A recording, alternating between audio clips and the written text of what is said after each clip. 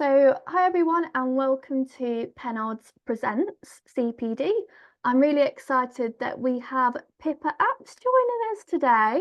Oh, Pippa is the founder of Best Behaviour School for Dogs in Kent and has been a successful established business for 22 years now. Pippa has a master's in animal behaviour and psychology and is a full member of the Canine and Feline Behaviour Association, which is an elite organisation for behaviourists in the UK. So before I hand over to Pippa, I just wanted to mention a few table manners for everyone. So can we please be respectful to all individuals on the call today, including our lovely speaker as well? If you have any questions, please pop them in the chat box and we will go through everything at the end. But please feel free if you want to keep your cameras on, but please just keep yourself muted just to prevent any distractions or anything going on there. So without further ado, Pippa, would you like to have the floor? And I hope that everyone is going to enjoy watching today, and I'm sure you will. thank you, Ellie. Thank you so much. Lovely. Thank you. Wonderful introduction. Hi, everyone. I'm Pippa, and I'm delighted to work alongside Pennards for this webinar. Some of you might know I've been Pennards behaviourist since 2012, and obviously watch your practices get bigger and bigger as well. So you've done a wonderful job there. So today I'm going to be giving this talk on dog aggression. Namely towards people. I obviously appreciate within your industry, you're having to handle dogs, and dogs can be a lot more aggressive, towards you guys than maybe they are towards others, because namely you have to handle them, touch them, and they might be more scared because of that. So what I'm going to focus on this presentation is why do dogs become aggressive towards people, and how we counter condition this behaviour. So what do we actually do to be able to stop it? So just looking at dog on person aggression, what I'm going to cover in this webinar is why are dogs aggressive, the different types of aggression, how we deal with it, the psychology behind the training to counter it. We're going to look at two real forms of aggression, nervous aggression, how it presents, and advice on how to counter fear-based aggression. Forward-going aggression, how that presents, and advice again on how to counter that. The impact of neutering, and then a summary. And then, of course, exactly as Ellie just said, we're going to open the floor for questions. If there are any that I don't get covered in the time, the presentation goes on for about 35 minutes, and then the questions. If there's any I'm not able to deal with in that time, by all means, you can contact me at a later date, or I'll go through them with Ellie, and we can contact you afterwards. So aggression. So aggression is a normal form of communication. Of course it is. It's exactly how dogs communicate to us, and namely to each other. Obviously, it's incredibly problematic and illegal in a domestic setting. So Section 3 of the Dangerous Dogs Act, a dog only has to give apprehension that they're actually going to bite. So this includes dogs just lunging and barking at people, not actually going to bite. And you can get reported if a dog can react like that towards a person. So why does it happen? Aggression, it could be caused due to a dog being anxious temperament, forward-going behaviour, obviously a very confident dog. Maybe a dog suffered a bad experience, or even trauma by people. Of course that's going to come through in their everyday life if they've been treated badly when at a different time. Maybe anticipation of a punishment. And maybe this is where, with you guys, a dog that is maybe more nervous, feeling they're getting handled, they might be feeling scared that something's going to happen. Or maybe someone confidently telling a dog off, and they're scared of a punishment about to happen. And also lack of appropriate socialization as a puppy. We all hear this word socialization as a puppy, but it's got to be appropriate. If a pup was in a room with young kids who were screaming and shouting, that's not socializing. It might be terrified by that. And again, this links back to then feeling the dog has suffered a trauma because of this. So it's got to be appropriate socialization. Adults, people who are calm with the pup. So puppies have a really good, trusting relationship with people. They feel safe with people. That's the important thing. Different forms of aggression. Okay, there's lots of different forms of aggression. I've categorized or compartmentalized these into three main categories, two of which I'll really focus on. So forward-going aggression. So territorial aggression, obviously dogs guarding their household boundary. Someone coming in, the poor dear postman's, of course, coming into the household boundary and the dog really protecting. Possessive aggression, and this is what we really see with the forward going aggression. Also resource guarding. Cocker spaniels do this aplenty. They're the highest breed for sort of resource guarding. Lots of other dogs can, obviously. This is a dog guarding a possession they deem to be theirs, so food, toys, or their bed in the main. Some dogs will only react as you get close. Others you can literally walk past, they're in their bed and they're guarding away. So resource guarding, it's a very common form of forward going aggression. Then we've got your predatory aggression, and this is aggression motivated by the desire to hunt or kill. Now that's scary, isn't it? That is a dog who wants to hunt or kill us. And that is so rare, it's unbelievable. But that's why all these reports with the XL bullies has been harrowing, because they enjoy it. They're going out mauling, and enjoying it seemingly when the owner's not there, and that's why I think it's really hit such a chord within us all, because it's the ultimate awful thing, isn't it? It's been hunted. So it's incredibly rare, but obviously I wanted to put it there so everyone was aware of it. Now we're looking at fear-based aggression, and this is absolutely the majority of aggression that we deal with, without doubt. So fear or anxiety related aggression, this is motivated by fear. If the dog was approached, cornered, or trapped. Now, again, you guys are having to deal with an animal, you're having to support them, you're having to comfort them, but in all of that they can feel cornered or trapped, can't they? Because they have to be in a waiting room or a your vet's room or on a table, all those things. So fear or anxiety related aggression, I think, is the highest the most aggression that we deal with, basically. Frustrated or redirected aggression. This is where a dog behaves sort of aggressively to their handler, whoever that may be, because they're not able to reach the initial cause of their aggression. So they're getting frustrated at something. They can't get to that initial cause of the aggression. So they take it out on their owner. Dogs can do this a lot with each other as well. But frustrated or redirected aggression is quite common as well. Now I'm going to look at the social aggressions. And this has a real part to play in aggression. But the reason I'm not going to focus on this as much in this presentation is because social aggression all has a trigger, an obvious trigger. So if we take that trigger away, the dog won't do it, okay? Whereas nervous and forward-going aggression, that's innate in our dog. So social conflict, inter-pack aggression. So dogs are having a problem within their own pack. Normally you're looking at dogs living in the same home.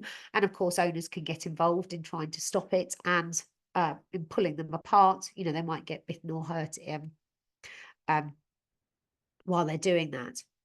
Sexual aggression, dogs becoming overly protective or amorous. So male dog might become particularly amorous towards a female owner, for example. She might try and push him off, or the husband try and push him off, and then that's it. The dog might growl. So sexual aggression. Maternal aggression, protecting their young. We all know what that is. Obviously, if they don't have pups anymore, they won't be aggressive. So, again, there's a real trigger.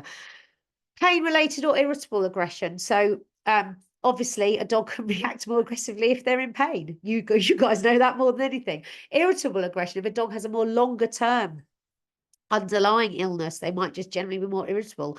Arthritis, they might not be able to get up as quickly. The people go near them, the anticipation of being handled.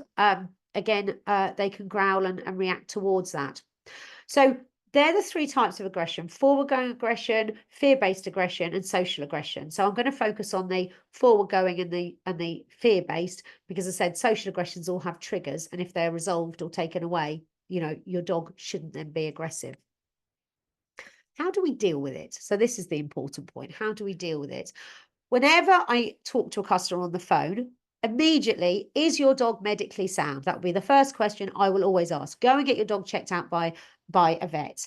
Again, if we can ensure that the dog isn't suffering from pain-related or irritable aggression, then what I know then I'm dealing with is behavior. Okay, so is your dog medically sound?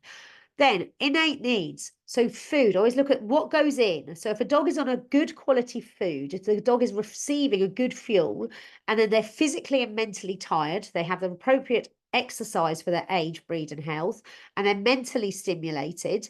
What goes in is the food, physically and mentally tired, then your dog is generally well balanced. If we've still got the aggression, then we're dealing with compounded learned behavior, and that's what I need to be dealing with. So always, always, is your dog medically sound? Are they on a good quality food? Are they receiving the right amount of exercise for their age, breed, and health? Obviously, if they're of ill health, they can't always get the exercise they need.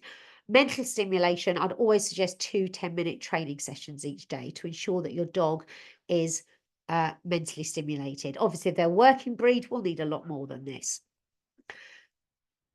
Also, once we've made sure their innate needs are met, then we are looking at the behaviour. And this is where we then need to look at how myself, one of my team members, any other behaviours can go in and counter this aggression. So we need to look at leadership. Leadership is really important. If you're asking your dog to do something, whether it's praise or correction, just at the point when they are eliciting the behaviour and they're already in that heightened state of anxiety or arousal or forward going behaviour, we're not going to get the result that we need unless we put the building blocks in place before it. So what I mean by that is we need a good level of training with no distractions. We need food rules. So we never suggest leaving a food bowl down and allowing your dog to graze. You need to be the hand that feeds your dog. You need to say, this is the food time. With children, you wouldn't leave breakfast, lunch and dinner out and dessert and just say, eat whenever you like. You're not then in charge. We need to say, no, you're eating at the table. We're taking obviously not, your dog's not eating at the table, but you're eating at this time, and then we're taking your food away, your bowl away afterwards. We're not just allowing you to graze. We need clear and consistent boundaries.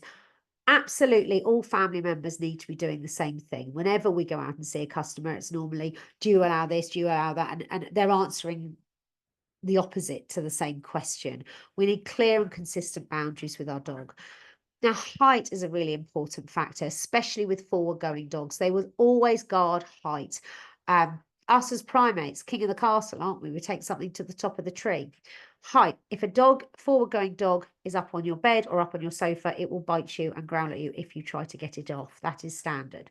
So we need to make sure the height element is all met for the different temperaments. Rewards for dogs. So rewards for dogs are eye contact, talking to them, touching them, and feeding them. So we need to ensure that we are rewarding them in those ways that they understand. What we often think we do is look at a dog and say, no, no, no. And I'm going to talk about really the importance of eye contact in a minute. We need to reward in the correct way at the right time. So rewards we need to be given at the point of the behaviour or up to 2 seconds later for your dog to work out that the reward that you've just given is for the behaviour they've just elicited. So rewards up to at the time of the behaviour or up to 2 seconds later. A correction. Now, I always think if your dog starts along any of the journey of the aggressive spectrum that we need to correct, but we need to correct immediately. So quick, short, sharp vocal correction. If your dog growls and you walk away, your dog has learned, oh, if I growl, I get what I want. People move away. So I will just use that straight away. That will become my compounded learned behavior. So what happens is a dog gets in a situation they're not comfortable in, they growl straight away. So we need to make sure we're rewarding the right behavior at the right time and correcting instantly the wrong behavior, again at the right time, at the point of the behavior or up to 2 seconds later. I talk here about eye contact. Eye contact's the most powerful thing in communicating with your dog. I really do feel that. So if you stare at your dog, if you stare at another person, you're asking people to do something. A confident dog will come bowling up to you, jumping up. Of course, brilliant. You want to cuddle. A more nervous dog will look away. They'll move their head away. They won't make eye contact. Ultimately, if they're that scared, they're weak. A more aggressive dog, if you're staring at them, will be like, bring it on, stare right back at you, hard stare, and really start to challenge you. And that's when a growl will start. So we really, really need to be aware of our eye contact. Now, in your setting, you are probably trying to befriend a dog, especially a nervous dog, if they're coming in and you know they need to be handled. But the eye contact that you give them straight away is asking them to do something. And if their reaction is nerves, the eye contact will make them get worse and worse and worse. So if you're handling a dog that is nervous, just try and look away. Don't give them direct eye contact. That immediately will make them feel safer. And if customers of yours are asking what to be able to do, if in doubt, just say don't give eye contact, whether it's forward going or nervous. That should at least diffuse a little bit of the aggression immediately. Nice aggression picture. So nervous aggression, this accounts for 80% of our aggression consultations. And I'm sure yours as well. So how it presents, what happens with nervous aggression? I've touched on it just now. A dog initially will sort of look away, move their head away. So what happens, and this is absolutely standard for when someone phones us, the dog will start along this aggression spectrum and it will be communicating that it is anxious. And we don't know these tells. We don't know these subtle body language demonstrations by our dog. So what will happen is we will keep coming into the space, or the thing that they are scared of, namely people here, will keep coming into their space. So they will escalate through this aggression spectrum. So what will happen is from the time the dog is, well, up until they're 2 years old, the dog will get worse and worse, and people will phone us, hopefully before 2, but the majority of people phone us at 2 and say, my dog has just bitten. So it will generally escalate up until the time your dog is up to about 2 years old. So what happens initially? A dog is uncomfortable. They avoid eye contact. They turn their head, even their body away. You will possibly see this a lot of yawning. These are all calming signals, all self-displacement signals. Get away, I'm anxious. Yawning, tongue flicks, they're licking their nose a lot. Tightening of the face muscles. Oh, I'm getting scared, Whale eye, when they show the whites of their eye. All that is I'm scared. Everything this little lovely little dog's doing here. Pinning or flattening the ears tight to the head. Crouching, lowering the body, tucking the tail under. I mean, he's doing everything, isn't he? Stiffening or freezing. What then happens, people still come into a space, so he learns to have a little growl or a lip curl.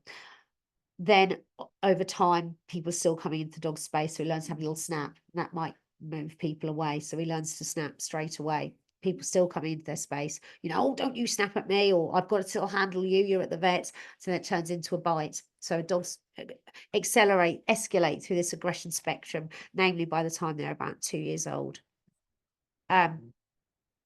So let's put this into context. So I went out a couple of weeks ago to deal with Hector, who's a 5-year-old, lovely little cockapoo, and a very nervous cockapoo. So how did this present with him? So what happened was, when people came to the front door, or when he was approached from outside, he lunged at people. Lovely, lovely, calm cockapoo home, and they always will be, guys. It will all be a change to the environment. A nervous dog struggle with a change to the environment, and this is namely people coming in the house or approaching when out. So what did I do? We need to ensure there's leadership techniques. So it's a husband and wife team who own the cockapoo. We need to ensure that they were in charge of him, that they were practicing training, that they didn't have him upstairs or up on the bed, or that they were doing the same thing. They were consistent. And if they were only asking him to stop biting and lunging at people and not asking anything else of him, that wasn't going to help. We need to have these building blocks in place before just the distraction and the what the dog is scared of is suddenly there. We need to have those building blocks in place. So we looked at the innate needs. The dog was medically sound. His food, was absolutely great. His exercise, wonderful. He lived on a golf course. His training was there. He had it. He knew the sit. He knew weight. He knew stay. He knew everything, but they weren't asking him to do it. They'd done loads actually when he was younger. He was a really bright dog. So we reinforced the sit, the bed, and the look command. So we namely did the bed command to give him a safe space, to give him a space that wasn't near people as they came in. And I'll talk a little bit more about that in a minute. So we did the sit, the bed, and the look command. The look command, for those who don't know, very similar to the watch. I prefer a look because there's a level of urgency. Look, look, look. And you're going to be able to look up at you. So I tend to put a finger by the side of your eye. Look, look, look. Now, if a dog is particularly nervous, I've just said to you, you don't give them eye contact. The owner can do whatever they like. So if the dog is nervous of me, I will ask the owner to do a look command. I won't ask the dog to look at me. That would be scaring him for no reason whatsoever.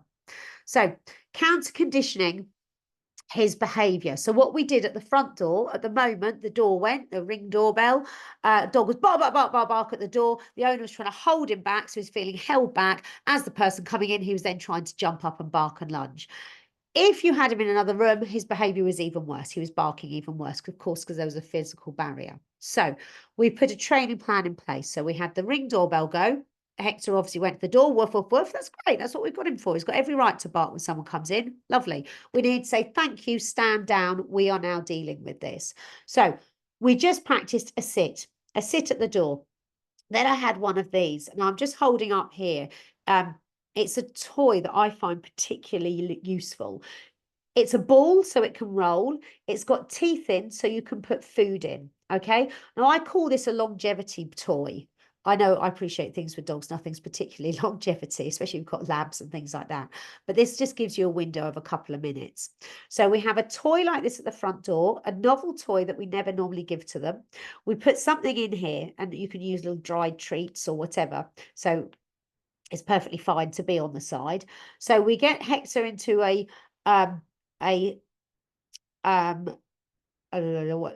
sit command at the front door. So he barks, we get him away from the door. We practice sit about 2 meters away from the door. And then we pick up this ball, sit, good boy. The reward for the sit is rolling this ball away from the door. He had a food drive, so he wanted the food. He then went after this ball, and then we can ask guests to come in. Now, what we'd said to guests immediately, well, actually, no, what we instruct guests, we don't say, it's far more important than that. We instruct guests to do immediately is to not to look at him. They come in looking at him, they are immediately asking him to do something, and his reaction is, I'm not comfortable with you. I'm going to jump up and nip, because that's what I do. That's what I've learned to do. So doorbell goes 2 meters away. We get him in a sit. We roll this. Hector goes after this. The guests come in, do not look at him. Then they can come in, sit down, have a cup of tea. Sitting down generally helps because people are lower. It's not as, again, confrontational for your dog.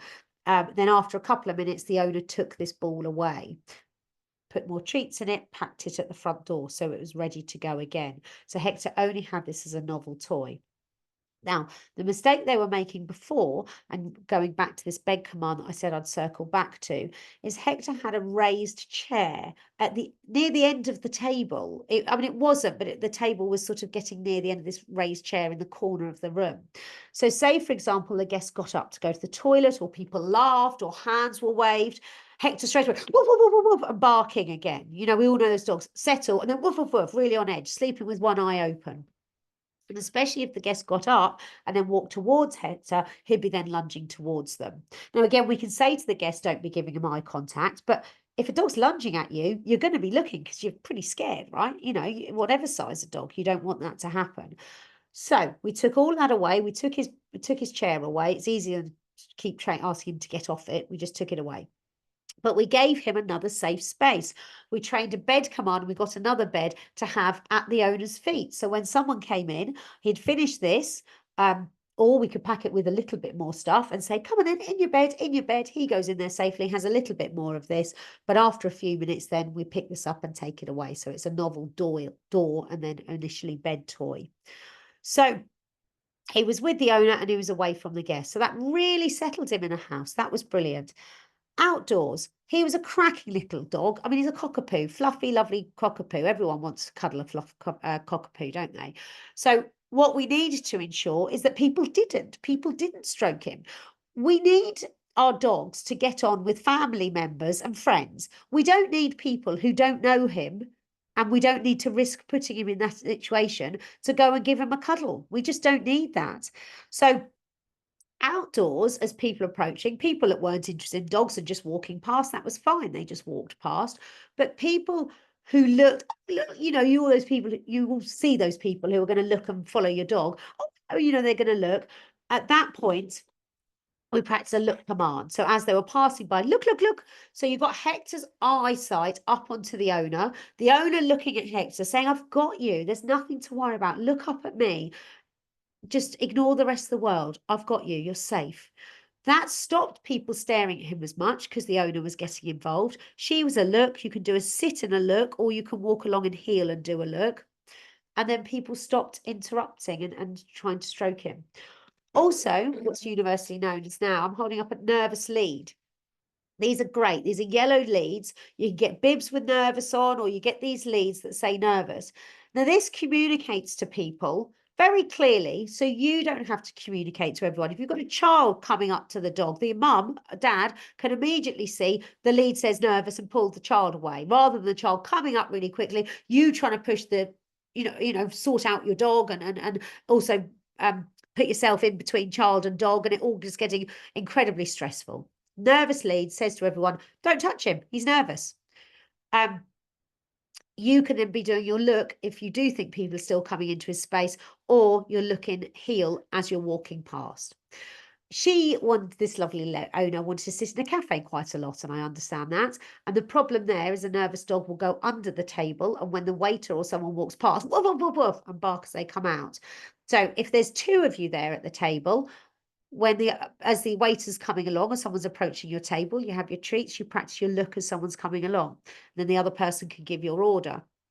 Problem there, if it's just you, you can't do a look with your dog and talk to someone. As soon as you look and talk to them, your dog will probably react. So you could have something there like a novel squeaky toy. So a squeak, squeak, squeak. So you're squeaking here, so your dog's face is looking at that while you're just talking to someone else. But again, if your dog has a real issue with this, I would counter it with two of you there and make your life as easy as possible. You need to get your dog. You almost need the Pavlovian response to be as someone approaches the table, your dog looks up at you. That's what you want. So you look, and potentially a novel squeaky toy. If your dog prefers a toy as opposed to your look, then you use your toy. You can use them interchangeably. We always need to recognize what our driver is for our dog. So some like food, some like toys, some like your attention, some like your strokes. So you need to work out what your dog's is and utilize that. What I'm very aware of, and I'm sure you'll be all thinking it, is when a dog is nervous, even if they have a food drive, they won't have it when they're anxious. And I totally understand that. But what I'm trying to do here with Hector is to recognize what his triggers are, the door, because someone's going to be there, people approaching, and I'm trying to get the training in place before he's lunging and biting. Once he's done that, you haven't got much of a chance. So we need to get him as he's barking at the front door in that sit, and then roll this to get him away. As people are approaching, we need to get him in a look, so then he's more likely to take the treat because he's focused. So you engage him, you counter it before at the point where he's starting to react, but his triggers, when he's going to react. So you engage him at that point. You don't wait for the end resulting behavior and then try and tell him off or try and get him out of the situation. We try and know when it is. Don't continue to socialize. Now, people have this, and I understand it, but people have this vast desire to socialize. If I keep putting my dog in front of people it doesn't know, it will get better. Will it? People think that is the right thing. It's not. In my mind, as long as your loving dog is happy in your house with your family and your friends, why do you need it to meet Joe Bloggs on the street? Why do you need Joe Bloggs to give your dog a cuddle? It's our innate needs, because we tend to love dogs, to want to give a dog a cuddle, and that's lovely. But if your dog can't handle it, don't put them in that situation. Your dog needs to feel safe. Your dog needs to feel led by you. So if your dog is scared of people, don't go up and give people a treat and ask them to give it to him or anything like that. Make sure he's safe. Do your look, make sure he feels safe, and that will help him with other people approaching. It's like if you've got an introverted child, you don't put them in a big room of people the whole time. It's one at a time, but it's really the people that you need them to get along with. Other people, just have your dog as your dog. He can't cope with it. Make him feel safe in the environment you need him to be in. Head collars are always quite useful, especially if you've got a bigger dog doing this. This is Hector. He's a cockapoo. He's still strong. So head collars can often help. You've got your dog in a body harness, you've got no chance. They lunge, they go around all over the place. Any dog bigger than a cockapoo, I'd never have in a body harness anyway. You'll get nowhere with a lab or a German shepherd jumping all over the place. A head harness is always the best thing to be able to have them in if you really need them next to you.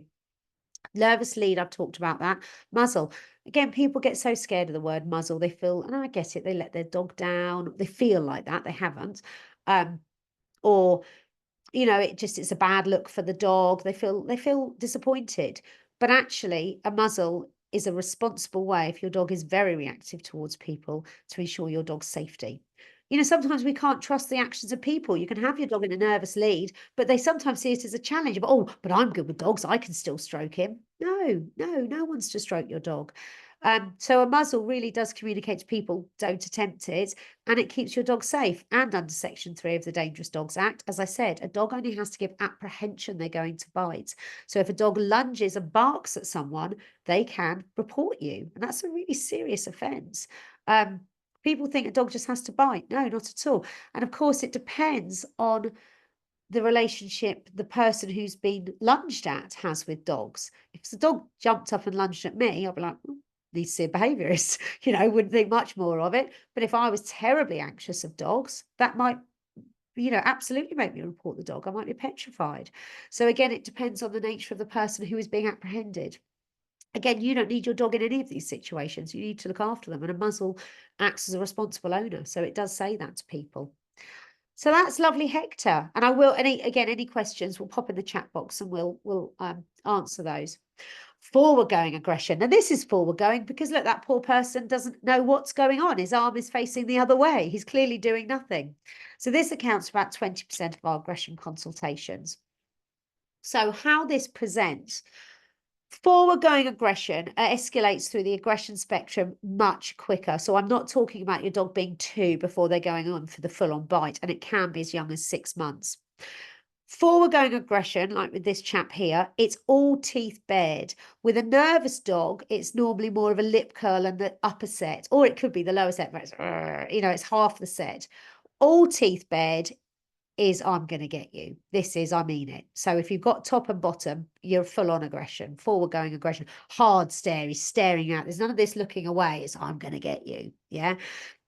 It's very much height related. So these types of characters will bite you if you go to get them off the sofa or the bed, especially if the dog is up on the bed, my goodness, or under something, you're trying to get them out, higher or lower. They go for you if they're being corrected. There's no fear of anything. It's if they're being corrected or challenged. Now, again, if you stare at a forward going dog, stop it, all of this, they are going to escalate and they're going to come back at you. What we do not do with these dogs is maneuver them with their collar. If you go to maneuver a dog that is forward going aggressive, you go to get them off the sofa, off the bed, maneuver them in any way. I want you to get in that room. The moment you go to touch their collar and force them, they will turn around and bite you. Okay, that's what a forward going dog will do. We need to be able to maneuver them, but through training, and that's my job and showing owners what to be able to do. We do not push them or push them around. That won't work. Resource guarding. Resource guarding is only a forward going behavior. And we can cause it to become a lot worse. So what happens is we've got this age-old anecdote, you know, take your dog's food away from them, you know, give them something, take it away when they're younger. 80% of dogs can cope with that. Doesn't matter. They don't mind. 20% of dogs won't. There's 20% of forward-going dogs will not like that. So what will happen is they'll be eating, an owner will go to take their food away, and they will go through this aggression spectrum so quickly and start to bite straight away. Yeah, an owner's taking it away. So they'll do all the staring, freezing, whatever, but the owner's going to take it away. So they'll go straight in for the growl and lunge and the bite. So that's why at 6 months, you can get a dog that's resource guarding because we've caused it.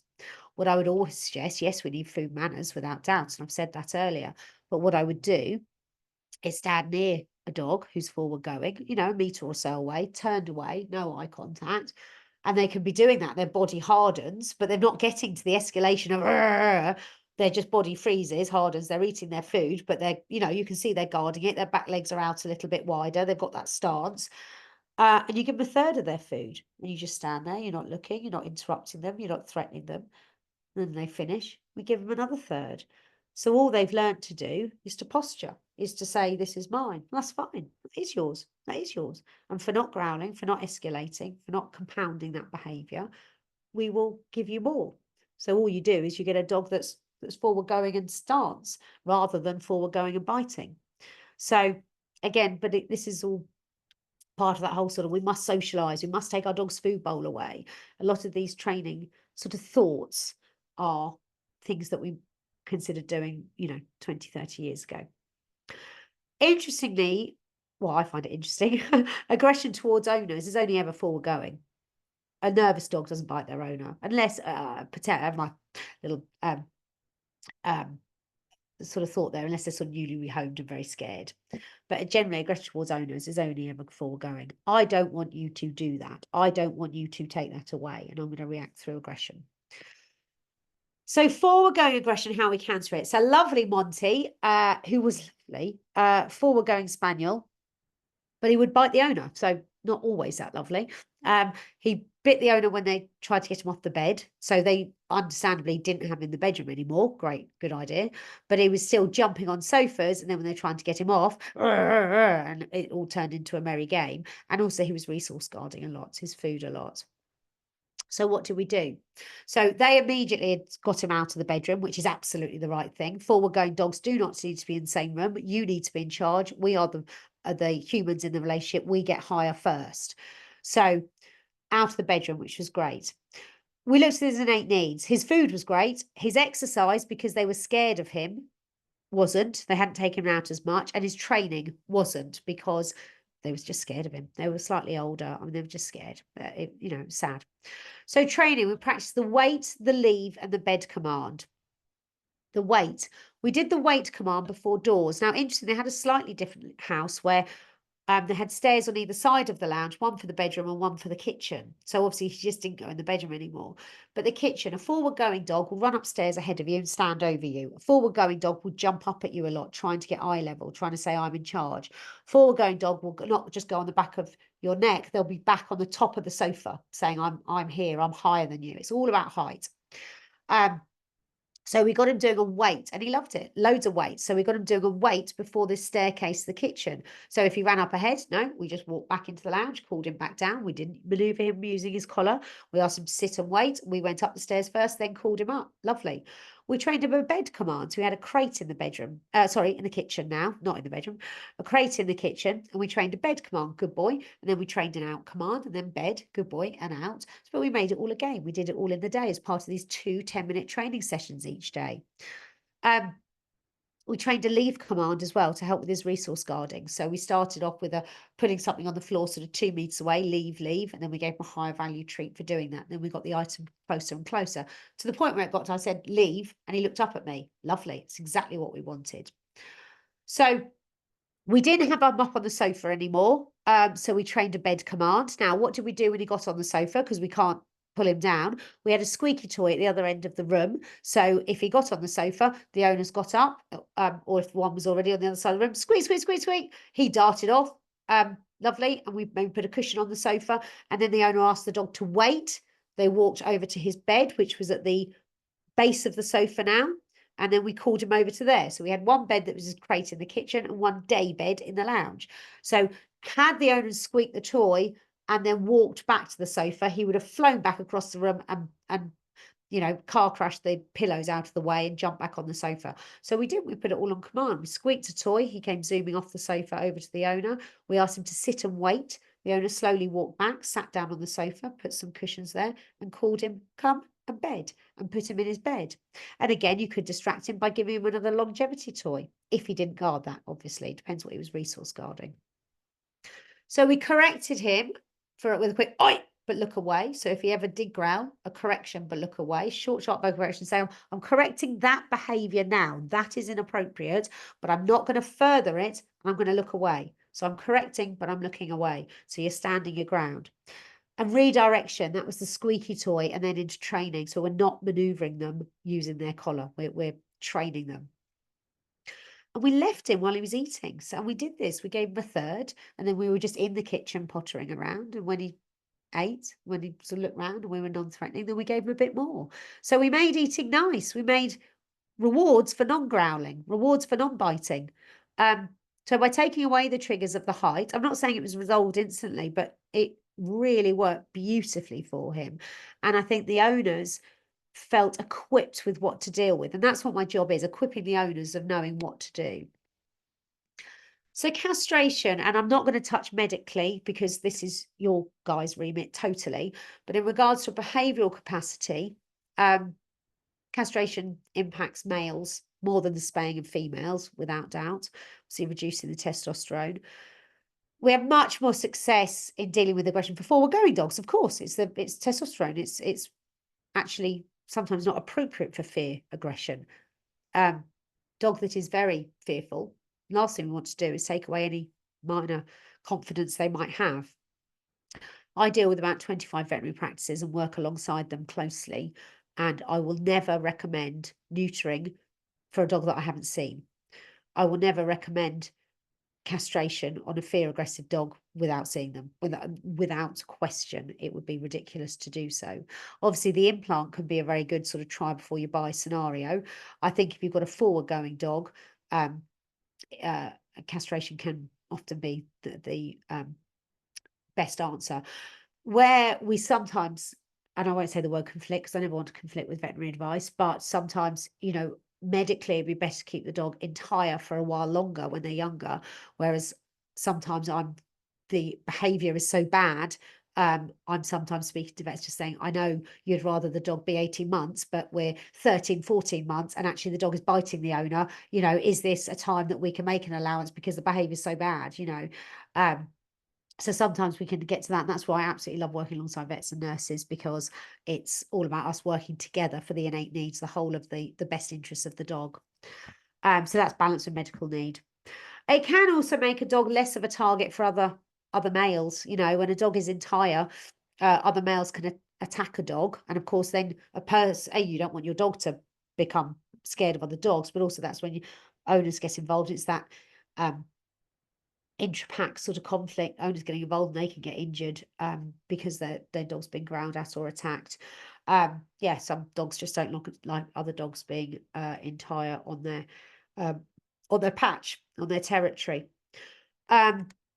So aggression at vets, and you know, of course, you guys get this far more than me because I can be directing the owner, whereas you guys, as I've always said, have actually got to handle a dog, and by very nature, they're probably going to be in pain. So, you know, you have a much harder situation. So why do dogs display more aggression at a veterinary practice? Anticipation of handling, especially when in pain. Stressful, there's no escape. You've got to handle them. Previous experience, you know, one bad experience, and you're just going to give them their vaccination and they think they're going to be, you know, have an operation. You know, of course, you can't stop that motion memory. We all have it. What can owners do? What can you be advising their owners to do? Manual handling, manual handling. So many dogs don't like their paws handled or their teeth looked at. This is down to the owner. Now, appreciate rescue dog is very different, and a dog might come with emotion memory of having a fear of their paws being handled. So the owner's got to deal with that. I dealt with a collie the other day that was very reactive to just being vaccinated. And again, I mean, you guys are brilliant. You have people in your waiting room coming, trying to desensitize your dog. You can be walking them up and down the car park. Vets, nurses can come out and deal with the dog in the car park. What I did is practice just putting a pen, a biro, at the back of the dog's neck. And I just said to the owner, just practice that, you know, maybe a toy like this in front. So you never normally give it to them, hold it there, or a bit of cheese or a bit of chicken, and just touch that biro on the back of the dog's neck, and then stop. Just do that 3 times a day, you know, so you guys have got far more chance to be able to vaccinate.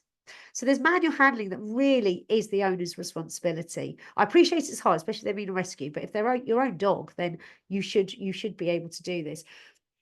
A muzzle if needed. Now the owner needs to be doing this. This is not, in my mind, for you guys. Again, to have the dog, they go through all this aggression spectrum. They're going to growl at you. For you guys to have to then get a muzzle on the dog at that point, you are at risk of getting bitten. You know, you're at work at the end of the day. And of course, you're all exposed to it every day. And I understand that. But I feel it's the owner's responsibility.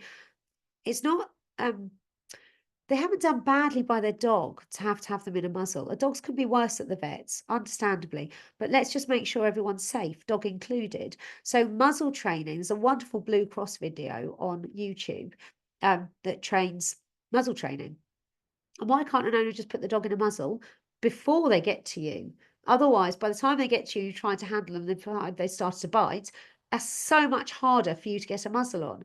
And this is where everything I've shown you how to be able to do is, so at the point of the trigger, and if you know your dog, you know the trigger, someone coming at the front door, someone approaching when out, maneuvering them with their collar, you counter that behavior then, not by the time the dog is actually biting. Otherwise, you've got far less chance. The dog doesn't want food then. The dog doesn't want cuddle then. The dog doesn't take any direction from anyone. It's in the zone. It's so stressed, so feeling so unsafe. You haven't got a chance.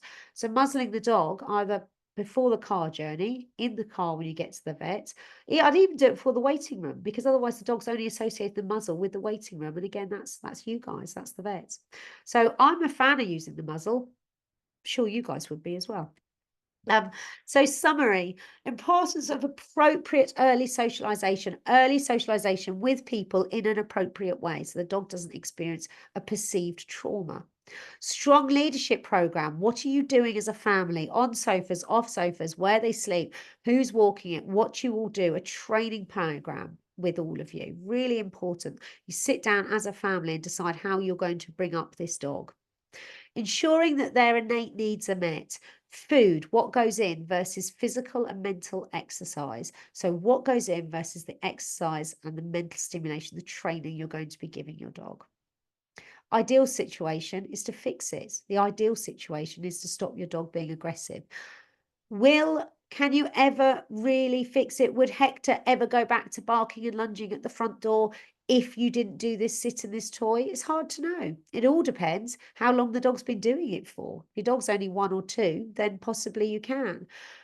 As your dog learns that people aren't something to be scared of, as the change of environment isn't so scary, then yeah, they might naturally stop that.